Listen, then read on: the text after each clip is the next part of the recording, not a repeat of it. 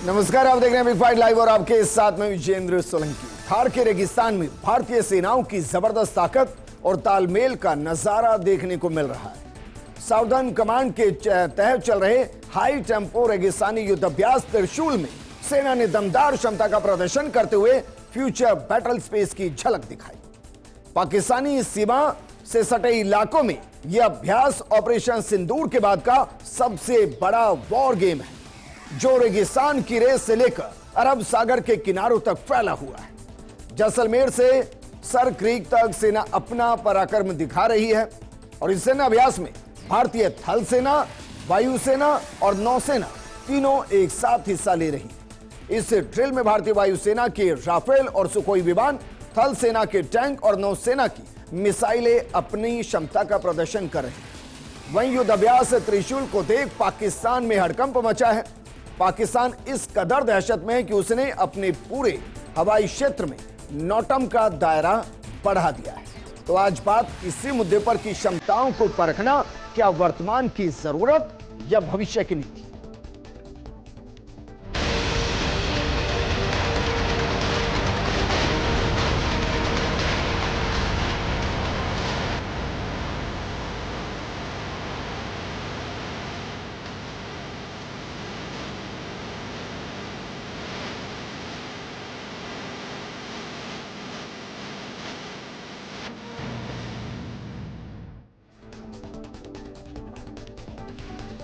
Operation त्रिशूल के जरिए हम क्या कुछ सीखने वाले हैं, कितने अपने स्वदेशी वेपन्स को अपनाने वाले हैं और उनका परीक्षण करने वाले हैं, और तीनों सेनाओं का एक साथ का कोऑर्डिनेशन क्या भविष्य की नीति का हिस्सा है, क्योंकि भारत से लगते हुए तमाम देशों की स्थिति चिंताजनक बनी हुई है।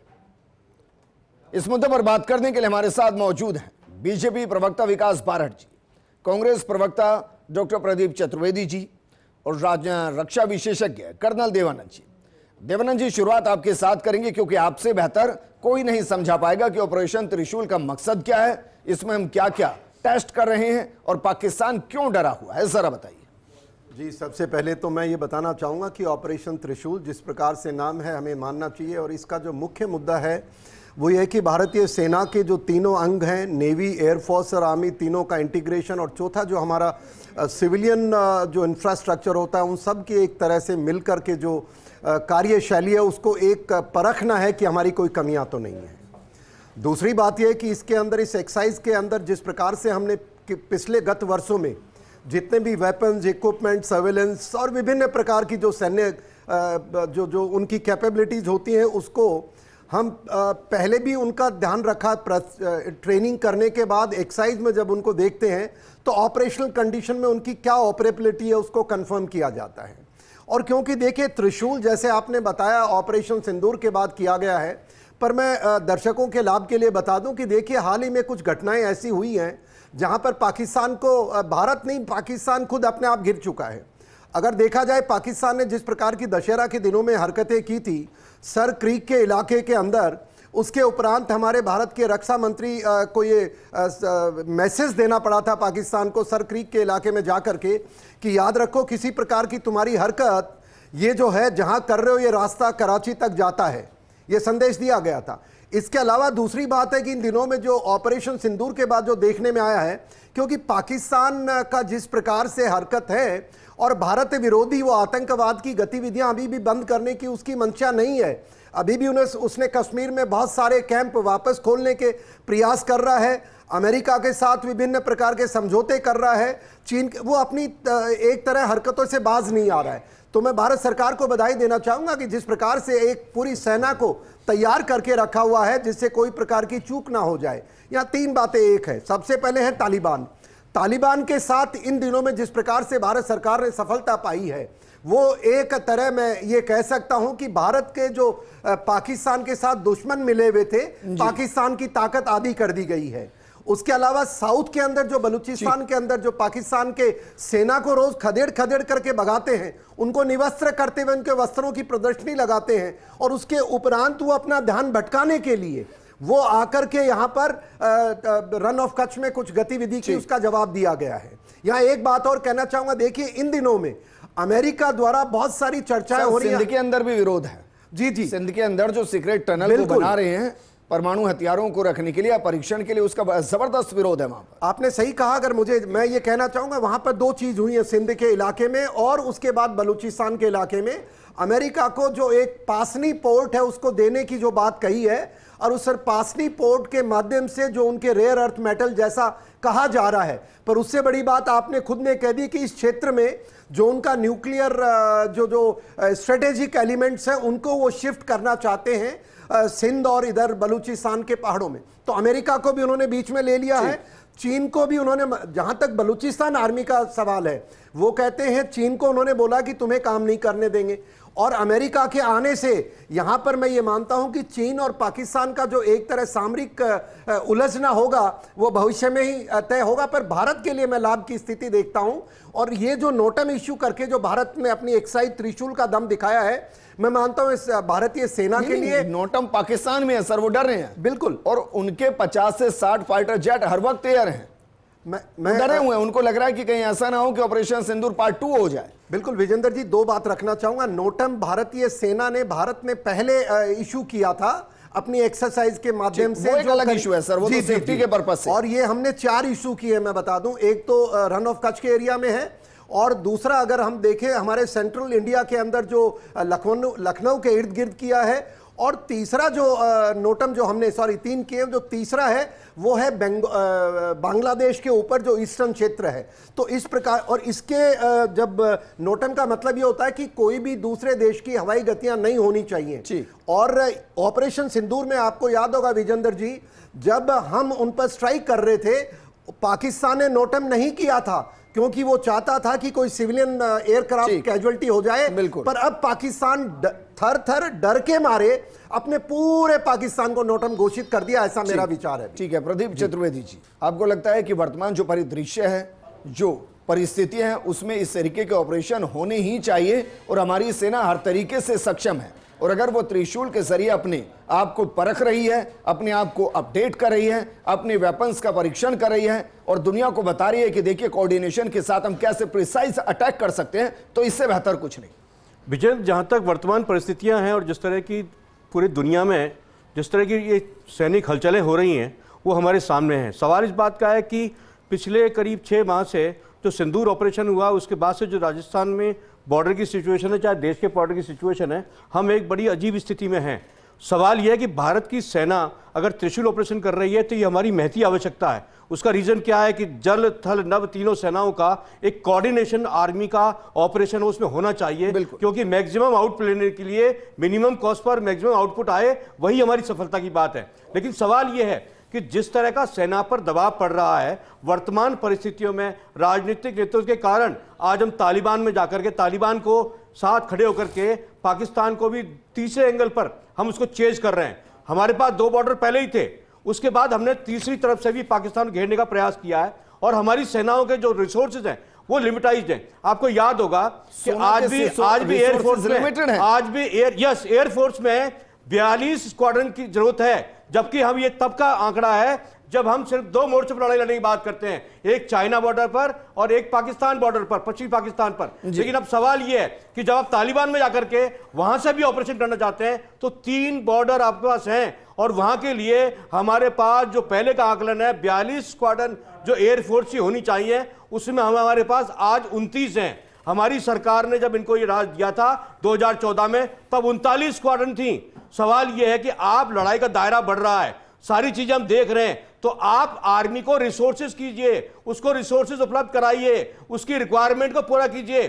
सबसे बड़ी बात यह है कि तालिबान के जाने पर हम तालिबान के साथ खड़े हैं, तो चाइना पाकिस्तान कॉरिडोर ब्लॉक होने जा रहा है, और चाइना को सबसे ज्यादा नुकसान उस बात का इसलिए है कि उसने इतना इन्वेस्टमेंट किया है। भारत अगर तालिबान में रह करके वहां अपने ऑपरेशन करेगा तो उनका वो प्रोजेक्ट पूरा नहीं हो पाएगा। अब सवाल यह है कि उनके पास एक स्ट्रेटेजी है कि वो सुनिए उसका चाइना पाकिस्तान बॉर्डर जो बन रहा है, जो उसको रोक दिया, अभी रुका हुआ है, उसको 4 बार से जोड़ने का जो कार्यक्रम चल रहा था। अब सवाल है कि अगर भारतीय सेना तालिबान में जाकर के उनका सपोर्ट कर रही है तो चाइना निश्चित तौर पर उस ठीक है, मतलब आप ये कह रहे हैं भाई, आप ये कह रहे हैं राजनीति कर सकता है। प्रदीप चतुर्वेदी जी, आप ये कह रहे हैं अगर आप इसको वैश्विक दृष्टिकोण से देखना चाहते हैं, व्यापारिक दृष्टिकोण से, तो आप ये कह रहे हैं कि गवादर तो हमारा वैसे ही बंद है, हमें पाकिस्तान की तरफ से ट्रेड करना नहीं। सुनिए ना भाई, अब सुनिए ना मेरी बात, अब आप सुनिए ना मेरी बात, आप ये सुन रहे हैं चाबहार को लेकर अमेरिका प्रतिबंधित कर रहा है, जिसको छूट उसने दी है। आप ये चाह रहे हैं कि चाइना अपने सीपैक कॉरिडोर को पाकिस्तान से निकालकर अफगानिस्तान होता हुआ मिडिल ईस्ट के पूरे रास्ते को खोल दे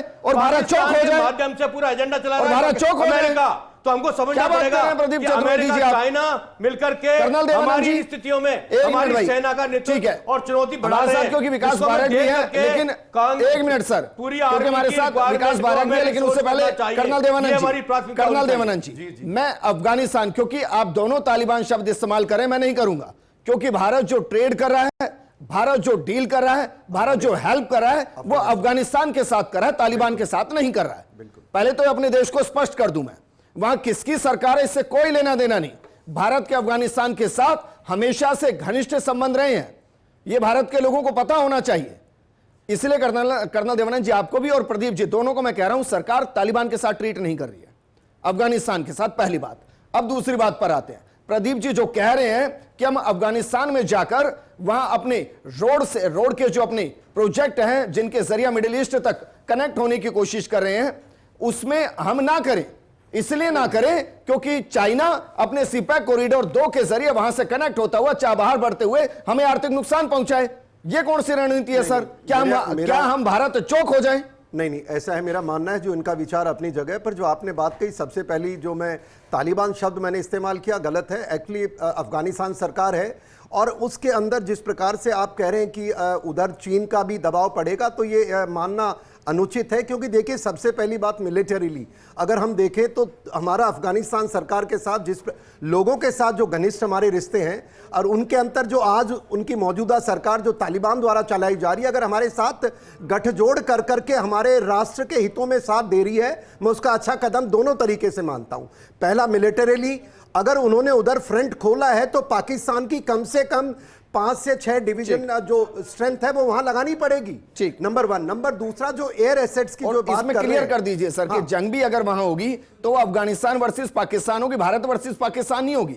वहां हम सिर्फ मिलिट्री सपोर्ट देंगे, सपोर्ट देंगे। दूसरी बात जो उन्होंने कही इकोनॉमिक्स की, मैं बता दूं कि जो करीब $70 बिलियन का जो चीन का गलियारा है सीपैक, वो एक तरह से अभी बिकॉज BLA के जाबाजों द्वारा बंद कर दिया गया है। चीन ऊपर से एक रास्ता ढूंढ रहा है जो अफगानिस्तान के माध्यम से।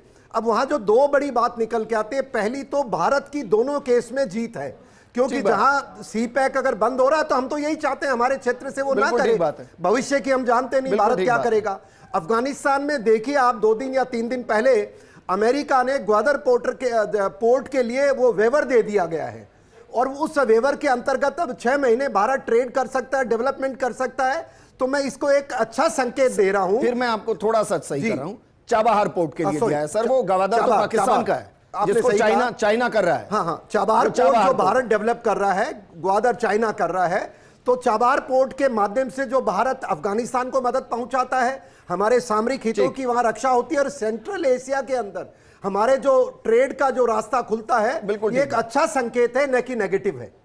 ठीक है, इसके अलावा इंस्टा भी एक है जिस रूट को हम तलाश रहे हैं, हालांकि एक अलग मुद्दा हो गया, लेकिन वापस हम लौट रहे हैं प्रोग्राम पर विकास भारत, क्योंकि प्रदीप चतुर्वेदी जी ये कह रहे हैं कि हमारी सेना लिमिटेड सोर्सेज के साथ काम कर रही है, जबकि मेरा अल्प ज्ञान ये कह रहा है कि वर्तमान में हम वेपन इंडस्ट्री में फिलहाल टॉप 5 में है। 2014 में जो शायद हम 2200 करोड़ के वेपन सप्लाई करते थे, इस टाइम शायद वो आंकड़ा 55,000 करोड़ के आसपास का है। इसके अलावा 100 कंट्री ऐसी हैं जिनको हम सप्लाई कर रहे हैं वेपन्स। ये आंकड़ा है वर्तमान आंकड़ा, लेकिन फिर भी क्या सेना जो ये त्रिशूल ऑपरेशन करी है, क्या इसका एक बड़ा मकसद यह है कि हमारे देश के जो निर्मित हथियार हैं उनका परीक्षण किया जाए, उनकी सफलता का एक डाटा तैयार किया जा सके, ताकि दुनिया को बताया जा सके कि हम आत्मनिर्भर हो रहे हैं? देखिए, ये ऑपरेशन त्रिशूल जो है वो भारत की तीनों सेनाओं को तो साथ में लिए हुए है ही, साथ में अगर इसको त्रिशूल नाम को सार्थक समझो और इसके 3 पक्षों की मैं बात करूं तो ये भारत की जनता के राष्ट्र प्रेम, भारत की सेना के आत्मबल और नरेंद्र मोदी जी की सरकार की राजनीतिक इच्छा शक्ति का एक बेजोड़ संगम बन के भी जो है वो पूरा विश्व इसको देख रहा है। दूसरा, विजेंद्र जी, जैसा आपने कहा कि भारत ने विगत वर्षों के अंदर जिस प्रकार भारत की सेना के सारे युद्ध के उपकरणों की सप्लाई, हम कहीं ना कहीं निर्भर थे दूसरे देशों के ऊपर, हमारे देश के पास तकनीक नहीं थी। कांग्रेस के प्रवक्ता जो शायद आज आपके कार्यक्रम में देखें तो कहीं ना कहीं चाइना के प्रवक्ता नजर आते हैं। इनको मैं बता दूं कि सेना के अंदर सैनिकों को देने के लिए बुलेट प्रूफ जैकेट तक इनके काल में नहीं हुआ करती थी। आज भारतीय सेना उन सभी हथियारों से सुसज्जित है और हमें गर्व है कि उनमें से अधिकतर हथियार मेक इन इंडिया के तहत भारत के अंदर बनाए जा रहे हैं। और जैसा कि आपने कहा कि अभी पाकिस्तान के अंदर जो ऑपरेशन सिंदूर हुआ, उसमें पूरे विश्व ने देखा कि जो चाइना अपनी तकनीक का झूठा लोहा मनवाने की कोशिश करता है, लोगों ने देखा किस प्रकार उनका सिक्योरिटी सिस्टम फेल हुआ, किस तरीके से उनके मिसाइल्स, उनके डिफेंस इक्विपमेंट्स जो है वो फेल हुए, और भारत के घर में बनाए हुए उपकरणों ने किस सटीकता से पिन पॉइंट जो बोले हम, वहां पर उन्होंने मिसाइलें दागी, अपने निशानों को, टारगेट्स को। क्योंकि ऐसा तो नहीं है कि हम अभ्यास करते करते ऑपरेशन सिंदूर ही कर दें दूसरा। देखिए, मैं मानता हूं कि जो भी भारत की सरकार को उचित लगेगा, भारत की सेना को उचित लगेगा, वो जरूर भारत के हित में होगा। इस बारे में मैं कोई आधिकारिक बयान देने के लिए कितनी उम्मीद है कि भाई हम आपकी विजेंद्र जी करते ही ऑपरेशन सिंदूर भी कर दें? देखिए विजेंद्र जी, जो जिस चीज़ के लिए आप ये विषय उठा रहे हैं, मैं ये मानता हूँ बहुत गंभीर विषय है। पर जहाँ तक मिलिट्री एक्सरसाइजेस का ताल्लुक देखा गया, अगर हमने 2 वर्ष पूर्व या 3 वर्ष पूर्व जब देखा था कि रूस एक एक्सरसाइज के नाम पर यूक्रेन में चला गया था, क्योंकि यूक्रेन ने शायद उसकी शर्तें नहीं मानी, मैं उसी प्रकार जो ये मौजूदा एक्सरसाइज है, हमारे डिफेंस मिनिस्टर के स्टेटमेंट है, हमारे अफगानिस्तान सरकार के साथ रिश्ते हैं, और अमेरिका का इधर इस पे अपने पोर्ट पर आना, संबंध बनाना, उनके चीफ का जाना, और वखान कॉरिडोर में जिस प्रकार से गतिविधि एकदम बढ़ी है जो आप कह रहे थे, तो मैं ये देखता हूं कि कोई ऐसा तो नहीं मैं कह सकता, पर यह जरूर है अगर परिस्थिति बदलती है तो भारतीय सेना को आज के दिन कोई भी ऑपरेशन करने के लिए एक आसानी होगी और कम समय के अंदर एक्टिव हो सकती है अगर सरकार फैसला लेती है। एक और सवाल, क्योंकि ये शब्द मैंने ऑपरेशन त्रिशूल के दौरान कई बार सुना जी, इलेक्ट्रॉनिक वॉर।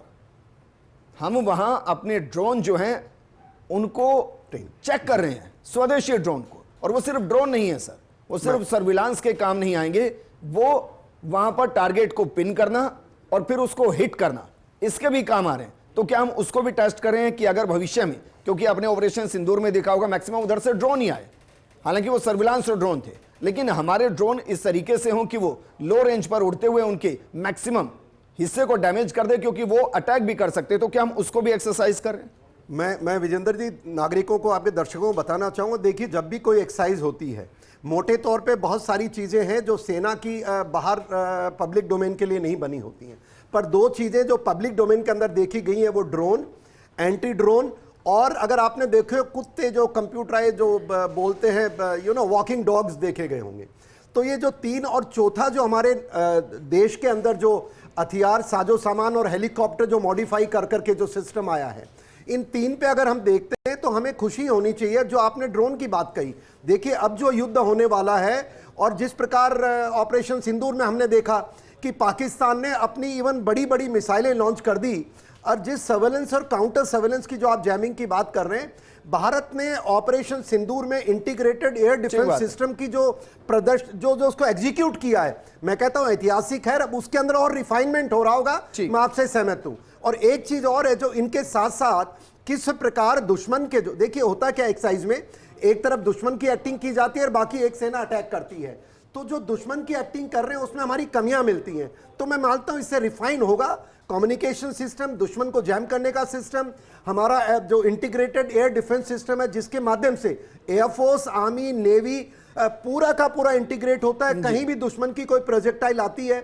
हमारी जो मिसाइल, जो एंटी ड्रोन सिस्टम है, उनका टेस्टिंग किया जा रहा है। जो प्रदीप जी कह रहे हैं कि हमारे पास जो स्क्वाड्रन होनी चाहिए वो बेहद कम है, और ये सच है, आज से नहीं है, बहुत लंबे टाइम से हम उस कमी को झेल रहे हैं। लेकिन जिस तरीके से हमारे पुराने जो फाइटर जेट से उनको हमने रिटायर किया है, उससे स्क्वाड्रन्स की कमी आई है, उसकी भरपाई हम कैसे करेंगे? देखिए प्रदीप जी, मैं विजेंद्र जी बताना चाहूंगा कि देखिए ये आंकड़े एक अलग बात है, और ये तो एक दिन में कोई हथियार नहीं ला सकता। देखिए 70 साल से देश में क्या आया क्या नहीं आया एक दिन में नहीं हो सकता है। मैं सैनिक होने के नाते ये कह सकता हूं अगर कोई फेज आउट हुए हैं तो ये एक साथ फेज आउट हुए, तो कोई भी एक साथ फेज इन नहीं हो सकती है, चीजें ट्रायल होती है, समय के साथ है।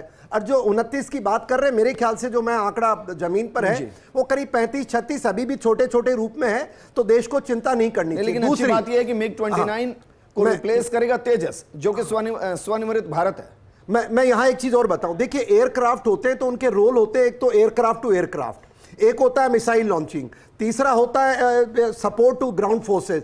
तो जो ये सारे टास्क हैं हवाई जहाज की बजाय, अब जैसे हमारे ड्रोन हैं तो ड्रोन भी वो काम काफी हद तक कर सकते हैं। हमारा मिसाइल सिस्टम, जिस प्रकार हमारे बीजेपी के प्रवक्ता बता रहे थे कि पिन पॉइंट हमने पिन पॉइंट अगर जो उनका नूर एयरफील्ड जहां पर हमने स्ट्राइक किया था, ये नागरिकों को सबको पता है कि वो 1 फीट से कम था, करीब 9 इंच के होल में हमारी मिसाइल सिस्टम ने स्ट्राइक किया है। तो मैं मानता हूं बहुत सारी चीजें हैं जो कॉम्प्लीमेंट होकर के जो हमारी कमी है आज के दिन एयरक्राफ्ट की, उसको वो भारतीय सेना मेरे ख्याल से सही स्थिति में जी, क्योंकि देखिए कमियां हो सकती हैं बिल्कुल जी, और उन कमियों को दूर करने की जिम्मेदारी सबकी होती है। लेकिन वर्तमान में आप ये तो मानेंगे ना सर कि डिफेंस सिस्टम मजबूत हुआ है। आप सोचिए एक ड्रोन अटैक नहीं कर पाया, हमने पूरे पाकिस्तान को ऑलमोस्ट जहां जहां चाहा वहां बर्बाद किया, बिल्कुल पूरा। इसके अलावा उन्होंने फतेह मिसाइल, जो उनकी सबसे बेहतरीन मिसाइल है, उसको लॉन्च किया, हमने उसको न्यूट्रलाइज किया। इसके अलावा हमारे सारे फाइटर जेट सेफ रहे। अब मैं आता हूं इससे आगे, आप सोचिए जिस दिन देश के पास भारत अंतरिक्ष स्टेशन होगा जिसके डेडलाइन 2027 है, अभी तो सर हम डिपेंडेंट हैं। बिल्कुल। इस पूरे ऑपरेशन के दौरान, ऑपरेशन सिंदूर में चाइना ने पूरा सैटेलाइट इमेज दी, उनको शेयर की थी, उसके बावजूद हम यहां थे। 2027 में जब सर हमारे पास BSP होगा, फिर सोचिए क्या होगा। आप कह रहे हैं तरक्की नहीं हो रही है, मैंने ये नहीं कहा है, तरक्की बात नहीं कर रहा हूं। मैंने कहा है कि सेना हमारी पहले भी कॉम्पिटेंट थी, आज भी कॉम्पिटेंट है, पर सवाल है कि कॉम्पिटेंसी उसकी पावर को लेकर क्या है, लेकिन इक्विप करना जिम्मेदारी हमारी है। अगर आपके पिछले 11 साल में अगर ये मिराज और ये सब कैंसिल हुए, आउट ऑफ वॉर हुए हैं, तो फिर उसका रिप्लेसमेंट क्यों नहीं हुआ? 11 साल में सरकार की प्लानिंग क्यों नहीं कर रही है? और जिस तरह की सिचुएशन आज है विजेंद्र, जिस तरह की सिचुएशन आज है, तो सरकार की जिम्मेदारी है कि उनकी रिप्लेसमेंट करके उनको आप इक्विप करें, आर्मी को इक्विप करें। आर्मी लड़ने में सक्षम है, उसमें किसको सवाल नहीं है, पर आप उनको आप वेल इक्विप कीजिए। आज दुनिया में कोई लड़ाई 70% एयर स्ट्राइक से होती है। बात करनी है आपको, बताइए MiG-29 कब रिटायर होने? विजेंद्र, आज दुनिया की हर लड़ाई 70% एयर स्ट्राइक से होती है, और मिसाइल, ड्रोन और ये सब एयर स्ट्राइक होता है। आज आर्मी काम नहीं करती है, आज सिर्फ एक कोऑर्डिनेशन होता है, आर्मी को आप बैकअप सपोर्ट देने के लिए होती है। लेकिन दुनिया की लड़ाई एयर स्ट्राइक से हो रही है, मिसाइल ड्रोन्स की लड़ाई है, इसलिए जमीन की लड़ाई अब नहीं है। तो मेरा आपसे कहना है कि आप इक्विप करिए हमारी सेना को, हमारी सेना तैयार है। एयरफोर्स में आप उनको स्क्वाड्रन पूरी करिए, 42 की जरूरत है, 42 पूरी कीजिए, और उसको इक्विप करेंगे तो हमारे को सुरक्षा भी होगी और हम अपने मिशन में सफल भी होंगे। लेकिन अब ये मत कहिए कि हम इक्विप नहीं है, हम 100 देशों को भेज रहे हैं, कमी है। मैं आपसे कहता हूं 50,000 करोड़ से ऊपर एयर स्क्वाड्रन की 42 फ्लीट हमारे पास होनी चाहिए, 29 है आज की डेट में, 29 है। ये सरकारी आंकड़े कह रहे हैं, सरकार कह रही है खुद इस बात को, और रिप्लेसमेंट की बात कर रहे हैं, आप डील कर रहे हैं, और दुनिया के सामने एक्सरसाइज करने की बात कर रहे हैं। एक्सरसाइज कीजिए, एक्सरसाइज जरूरी है, सेना के लिए बहुत जरूरी चीज है, क्योंकि सेना कोऑर्डिनेट नहीं करेगी, सेना आपस में अभ्यास करके इक्विप नहीं होगी, तो मैं समझता हूं कोई लड़ाई कोई बात नहीं, तो हम कर रहे हैं उस बात को। लेकिन सेना को आप सैनिक उपकरण दीजिए, उनको हथियार दीजिए, तो सेना से उनको प्लेन दीजिए, उनको इक्विप कीजिए, ताकि हम दुनिया से लड़ने के लिए। लेकिन कर्नल देवानंद जी, मैं 2 चीजों पे आ रहा हूं सर। अपोजिशन का काम है कमियों को बताना और उसको स्वीकार करना। मैंने कहा ना आपको, आप इक्विप करिए सेना को, आप स्क्वाड्रन पूरी कीजिए। अगर आप स्क्वाड्रन देंगे तो एयर स्ट्राइक का 70% भाग जो एयर स्ट्राइक करती है वो होगा। अब वक्त कम है, अगर हम मैक्सिमम स्ट्रेंथ के साथ काम करते हैं, सरप्लस काम करते हैं, इससे बेहतर तो कुछ है ही नहीं। बिल्कुल। लेकिन यह भी तो सच है ना कि सर हमारे पास अभी तक भी क्रायोजेनिक इंजन नहीं था, जिसको हम बना रहे हैं, और शायद उसके फेज 3 के साथ है और फेज 5 की तरफ हम जा रहे हैं। जिस दिन भारत का अपना क्रायोजेनिक इंजन होगा, उस दिन तो हम फाइटर जेट्स को यूं ही डेवलप कर लेंगे। अभी तक भी हम टेक्निकली सपोर्ट के लिए विदेशों पर निर्भर हैं सर। देखिए विजेंद्र जी, जहाँ तक ताल्लुक है, आपने सही कहा, हमारे साथी कह रहे हैं कि भाई पूरा साजो सामान नहीं है।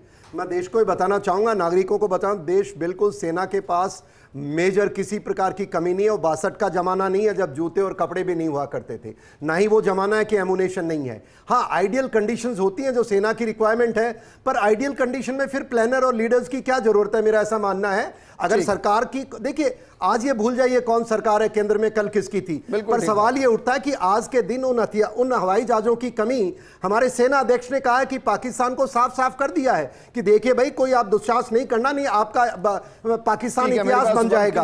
तो हमारी प्लानिंग पूरी है। फाइनल कमेंट में तो आपसे एयरफोर्स चीफ ने कहा कि मेरे पास प्लेन नहीं है, एयरफोर्स चीफ ने कहा था कि हमारे पास फाइटर नहीं है। हर एक ड्रिल का उद्देश्य होता है, इस ड्रिल का उद्देश्य क्या, अगर एक लाइन में डिफाइन करें तो? मेरे से पूछ रहे हैं? नहीं विकास, इस ड्रिल का उद्देश्य है, मैंने आपको बताया कि भारत की सेना का आत्मबल, भारत की सेना जो सशक्त है वो पूरे विश्व को देखने को मिले, और साथ ही साथ जो जिस प्रकार के दुश्मन हमारे पड़ोस के अंदर हैं, जिनको सबक आए दिन सेना ने सिखाया है, उनको भी ये पता चले। और जब मैं मानता हूं विजेंद्र जी की भारत के गृह मंत्री संसद के पटल पर ये कह चुके हैं कि पीओके भारत का अभिन्न अंग है, तो जिस प्रकार आप कह रहे थे कि ये कार्रवाई उधर भी हो सकती है क्या, तो आप तय मानिए कि आज नहीं तो कल ये कार्रवाई तो होनी है, क्योंकि हमारा इंटीग्रल पार्ट अगर पीओके को उन्होंने संसद पे बताया है, तो जाहिर मानिए कि वो आज नहीं तो कल भारत का हिस्सा जरूर बनेगा, और हम उस हिस्से को ले सकते हैं। इसमें सवाल ये नहीं है कि वो हिस्सा बनेगा, सवाल ये कि क्या वो पाकिस्तान से अलग होगा, क्योंकि वहां की मांग बीएलए की है, बीएलए मांग कर रहा है बलूचिस्तान आजाद की। देखिए ठीक है, कोई बात नहीं, शुक्रिया हमारे साथ जुड़ने के लिए विकास। प्रदीप जी आपका भी शुक्रिया, देवानंद जी आपका भी शुक्रिया। सेना अपना काम बखूबी समझती है, और सेना की वजह से हम यहां बैठकर बात कर रहे हैं, आप उधर बैठकर सुन रहे हैं, और पूरा देश सुरक्षित महसूस कर रहा है। इसलिए जो त्रिशूल है ना, वो हमारे लिए सुरक्षा की गारंटी है, और दुश्मनों के लिए वो शूल जो कभी भी उन्हें तबाह कर सकता है। इस प्रोग्राम में फिलहाल इतना ही, नमस्कार।